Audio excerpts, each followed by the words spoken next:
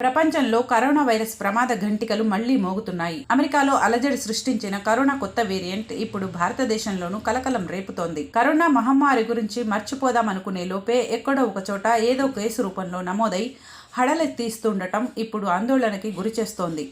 Corona Omicron variant కేసులు తగ్గుముఖం పట్టాయనుకునే లోపే కోవిడ్ మళ్లీ మరో రూపాంతరం మార్చుకుని JN.1 అనే కొత్త వేరియంట్ కేసులతో కలకలం సృష్టిస్తోంది. దీనికి సంబంధించిన తొలి కేసును సెప్టెంబర్ అమెరికాలో గుర్తించారు శాస్త్రవేత్తలు. ఆ తర్వాత ఈ సబ్ వేరియంట్ కి సంబంధించిన 7 కేసులనే చైనాలో కూడా గుర్తించారు. ఆ తరహాలోనే తొలి కేసు మన దేశంలోనూ కేరళలోని తిరువనంతపురంలోని నమోదయ్యింది. డిసెంబర్ 8న కేరళలో 78 ఏళ్ల మహిళలో ఈ వేరియంట్ కి సంబంధించిన తేలికపాటి లక్షణాలను గుర్తించారు అధికారులు.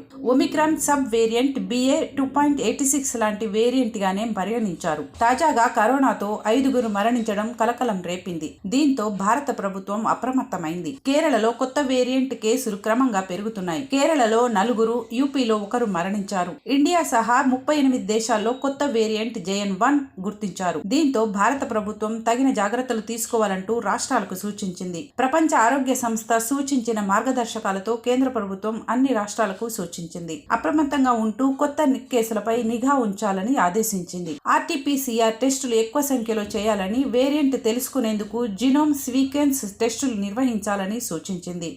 వృద్ధులు, రోగనిరోధక శక్తి తక్కువగా ఉన్నవాళ్లు జాగ్రత్తలు తీసుకోవాలని కేంద్రం సూచనలు చేసింది.